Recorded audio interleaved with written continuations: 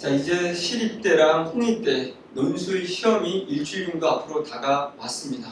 얼마나 논술 시험 준비를 했는지는 모르겠지만 그동안 논술 공부했던 것들과 더불어서 제가 오늘 알려드린 요 몇 가지 포인트만 잘 짚으면 여러분이 충분히 합격할 수 있습니다. 여러분, 논술 이건 알죠? 지식을 쓰는 시험이 결코 아니라는 것을. 여러분이 딱 봤는데 그 지문이 사탐이나 여러분이 알고 있는 지문이 나왔다고 해서 그 내용을 쓰면 100% 떨어집니다. 논술이라는 것은 그 지문과 다른 지문의 관계를 쓰는 겁니다. 그래서 논리적 구조상으로 그것들의 관계를 서술해야 되는 거지, 내가 알고 있는 지식이 나왔다고 그 내용을 가지고 또 지문과 상관없는 여러분의 지식을 쓰거나 또 어려운 단어들, 고급적인 단어를 억지로 쓰려고 하면 무조건 탈락이라는 것만 명심하시고, 이거는 제 이야기가 아니고 대학 발표 자료에 다 나와 있습니다. 그래서 사탐 지식을 일단 버리는 게 급선무고요. 두 번째는 바로 뭐냐면 글을 잘 쓰려고 하지 마십시오.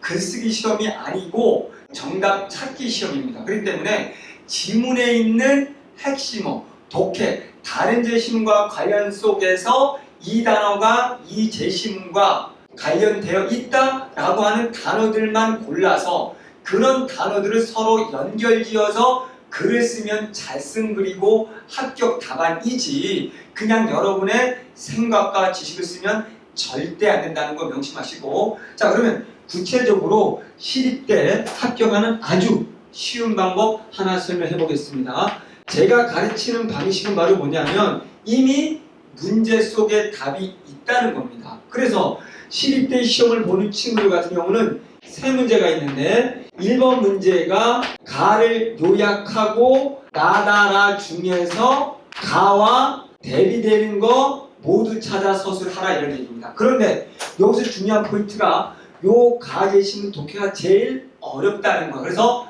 가부터 보는 사람은 탈락입니다. 자, 2번은 자료 분석입니다.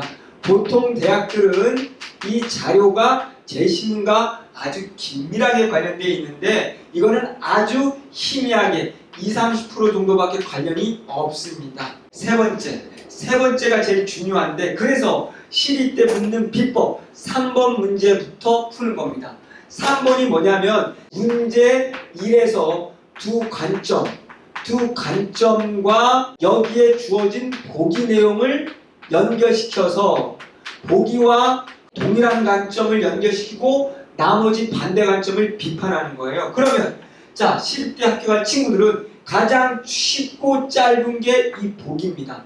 그럼 제일 먼저 보기를 먼저 보는 거예요. 그러면 보기를 먼저 읽으면 이것이 앞에 두 제시문과 여기에 가나다라인 두 관점과 연관성을 갖고 있다고 했으니 보기를 토대로 이 가나다가 어떤 내용인지 어떤 공통의 범위를 갖고 있는지를 추론할 수 있는 겁니다.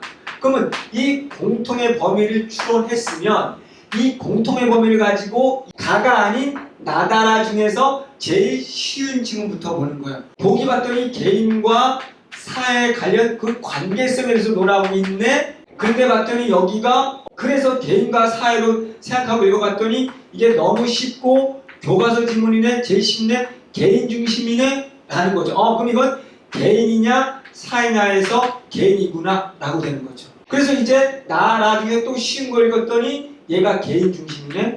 그럼 이제 자연스럽게 남아있는 나는 사회 중심이 되는 거고 얘도 사회 중심이 되는 거죠. 자연스럽게. 그러면 제일 어려운 얘를 통해서 쉬운 거를 통해서 범주가 뭐다라고 역으로 치고 가는 거죠. 답을 쓸 때는 얘 사회적 관점을 토대로 이렇게 쓰면 되지만 역으로 쳐가서 답을 찾아내는 게 중요하다는 거죠. 굉장히 중요한 거죠. 두 번째, 요 자료 분석 어려워하지 마시고 희미하게 관련되어 있다는 건 개인과 사회인데 여기는 살짝 남성과 여성에 관한 거네, 이렇게. 그러면 둘을 비교하고 어느 게 더 중요하지?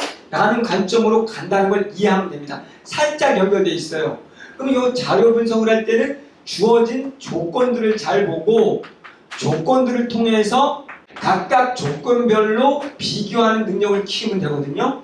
그럼 그걸 쓰면 됩니다. 자료에 변곡점이나 비교 등등을. 이게 바로 시립대를 합격하는 절대적인 방법이니까 꼭 명심하시고 잘 쓰려고 하지 마시고 어려운 거 먼저 보지 마시고 쉬운 것부터 보면 된다는 거 명심해 주시면 됩니다. 이제 홍익대를 한번 가볼게요. 홍익대를 우리가 쉽게 풀 수 있는 방법은요. 홍익대 작년 기출문제를 보면 자, 첫 번째 문장이 나라는 걸 기점으로 가의 문학작품에 나오는 내용을 이제 분석하는 건데 그것을 다와 라의 조건 하에서 라고 되어 있어요. 그러면 이게 무슨 소리냐면 다시 한번 논리가 되죠.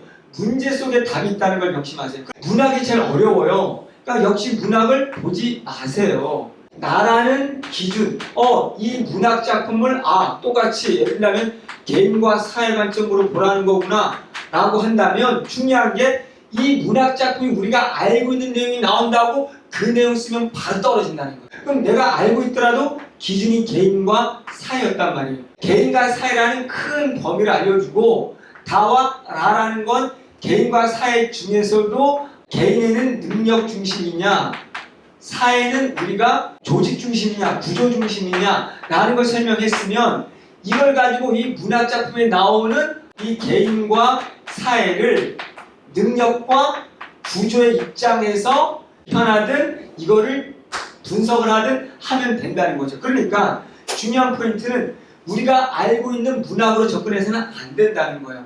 이렇게 큰 틀로 주어진 조건 다라는 더 세부적으로 이 범위 안에서 주어진 조건 이거를 접근해야 된다는 거죠. 자, 우리 홍익대 또 두 번째 문제가 두 문제가 나오거든요. 그럼 시간 배분을 잘 해야 됩니다. 예를 들면 마의 특징이 있단 말이죠. 마의 특징을 근거로 근데 마의 특징이 공유경제야 예를 들면 이걸 특징으로 다와 사를 분석하라 라고 되어 있어요.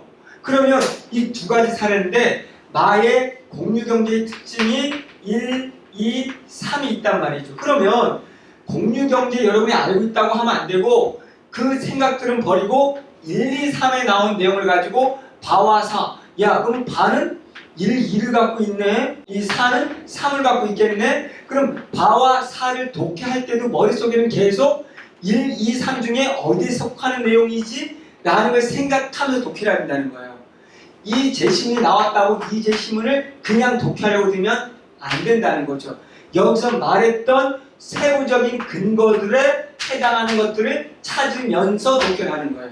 그러면 여러분들이 공유경제라는 지식을 절대 갖고 있지 않아도 오히려 갖고 있더라도 여기에 주어진 조건 속에서 이 중에 뭐가 있지 찾아내기만 하면 된다는 거예요. 그렇기 때문에 요게 바사가 나왔을 때 이게 대비적인 건 될 수는 없겠지만 이 속에 각각의 근거들에 해당하는 사례들이 나올 확률이 높다는 거죠. 그렇기 때문에 지금 이 두 대학의 공통점 별거 없습니다. 지금 다시 최종 정리하면 홍익대든 시립대든 먼저 문제를 통해서 이 전체 공통의 범위를 찾아야 되고 그런 다음에 더 중요한 게 쉬운 제시문에서 어려운 제시문으로 나아가고 쉬운 제시문에서 공통 범위에 대한 구체적인 구조를 만들었으면 구체적인 구조라는 건 이거는 어떤 사회현상의 원인과 해결책을 말한다면 아무리 어렵더라도 이제 원인에 속하는 게 뭐지? 해결책이 뭐지? 라는 해당하는 단어를 찾아서 연결하면 그게 합격이라는 거예요. 내 생각을 쓰거나 바로 지식을 써서는 안 된다는 것이죠. 그렇기 때문에 여러분 이제 남은 시간 동안 홍익대나 시립대에 기출문제를 다운받아서 풀어보더라도 내 생각이 아니다. 글을 잘 쓰려고 하지는 말자. 정답을 찾아가자. 정답을 찾아가는 것은 문제 속에 이미 정답이 다 있고 문제 속에 벌써 제시문들 간에 관계가 다 있다. 이거를 찾아내면 나는 합격이고 내용을 쓰려고 하거나 또는 지식을 쓰려고 하려고 하거나 또는 고급스러운 단어 쓰려고 하는 순간은 난 탈락이 된다. 라는 거 명심하시고 반드시 사탐 지식을 써서는 안 된다는 거 명심하시면 여러분도 홍익대랑 시립대 꼭 합격할 수 있을 거라고 봅니다.